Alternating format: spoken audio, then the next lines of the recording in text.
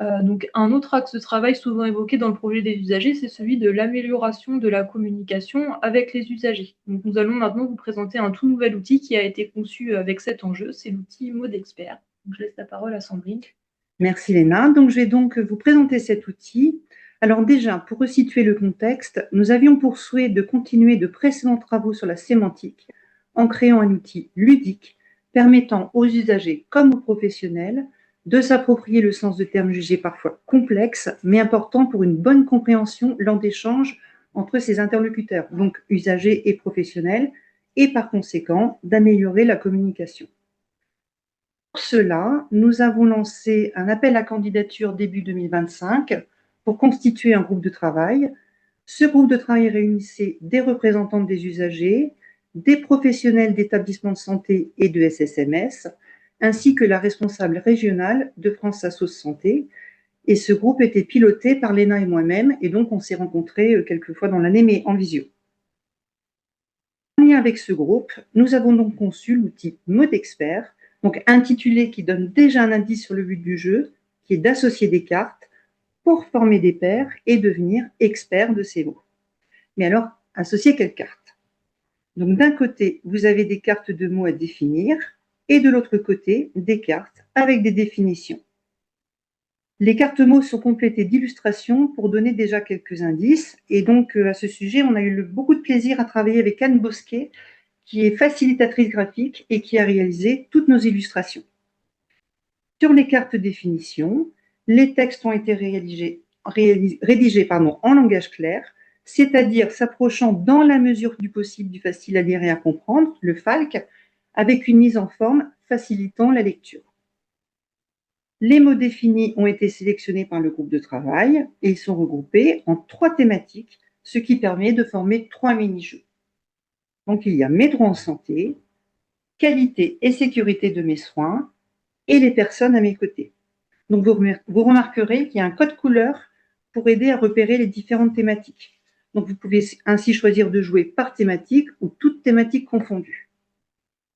Voici par exemple les termes qui ont été sélectionnés pour la catégorie mes droits en santé. Donc, on retrouve directive anticipée, annonce d'un dommage associé aux soins, consentement aux soins, information, accès au dossier médical, respect de la dignité, soulagement de la douleur et traitement des données personnelles.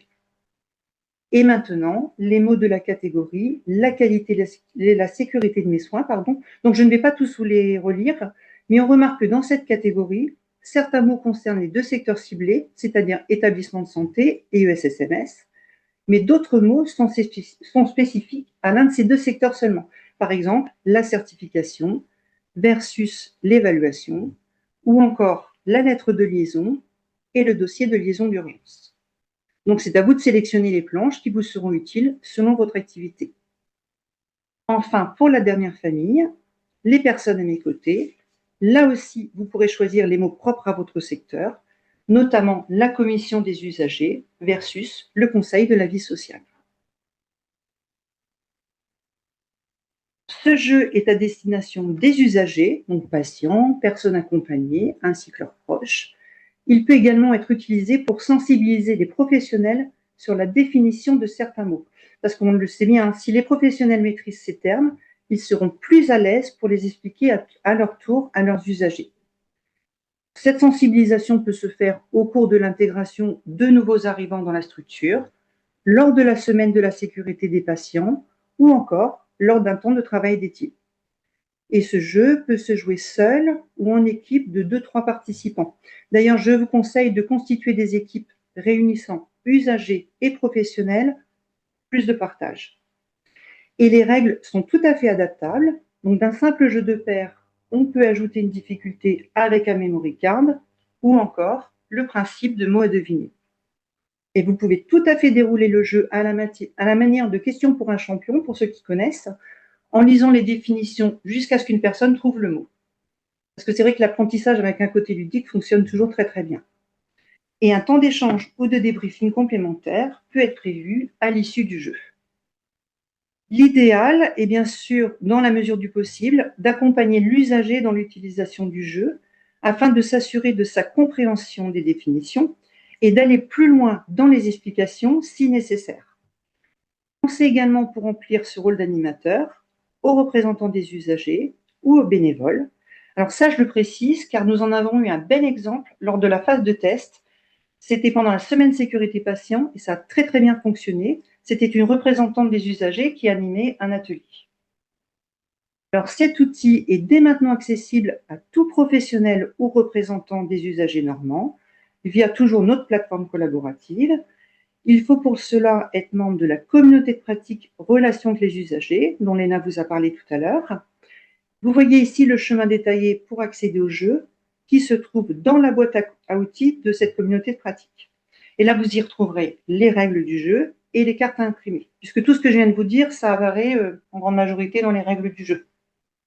Alors surtout, n'hésitez pas à le tester, à nous en faire un retour, parce qu'il sera toujours possible pour nous de le faire évoluer, voire de l'étoffer. Et nous serions ravis également d'avoir un retour sur vos ressentis et puis comment vous l'avez également utilisé au sein de vos structures. Alors Léna et moi, on profite de cette rencontre pour remercier de nouveau les membres du groupe du travail sémantique pour la co-conception de ce jeu, parce que pour nous, ça a été des moments d'échange très enrichissants et très agréables. C'était vraiment très convivial. Donc merci encore à vous toutes, mesdames. Merci Sandrine, et oui, merci aux membres du groupe qui sont sûrement en partie connectés avec nous aujourd'hui. Et et comment sur cette partie en fait, on voit maintenant émerger ce qu'on appelle la littératie en santé, en fait, qui est vraiment la volonté d'adapter les supports la communication et les supports de communication pour favoriser une compréhension des usagers de leurs soins. Donc, on pense que cet outil peut vraiment s'intégrer dans cet axe de travail. Et en parallèle de la conception de cet outil, Hélène, tu nous avais fait part du test d'une autre modalité de jeu. Si tu veux, il nous reste 1 ou 2 minutes pour que tu nous expliques ce que tu as créé dans ton établissement. Oui, donc ce jeu, je l'ai utilisé et je l'ai adapté pour en faire un tabou, en fait. Donc le principe du tabou, c'est d'avoir le mot et de devoir le faire deviner à son équipe sans utiliser certains autres mots. Donc, j'ai repris les différentes thématiques qui sont abordées là sur ce jeu et j'en ai fait une adaptation qui a été utilisée lors du Café Bienveillance.